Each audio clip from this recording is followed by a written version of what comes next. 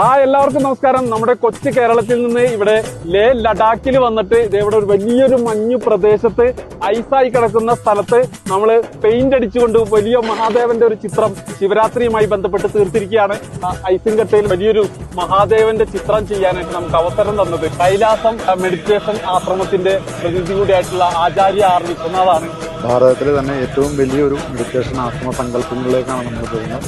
നിരന്തരമായ പരിശ്രമം നമ്മളെ വിജയത്തിലേക്ക് എത്തിക്കുമെന്നുള്ളതിൻ്റെ ഒരു തെളിവാണ് മഹാദേവൻ ഇന്ന് ഈ മഹാശിവരാത്രിയോടനുബന്ധിച്ച് നമുക്ക് എല്ലാവർക്കും അതൊരു ജീവിതത്തിലൊരു പാഠമാവട്ടെ.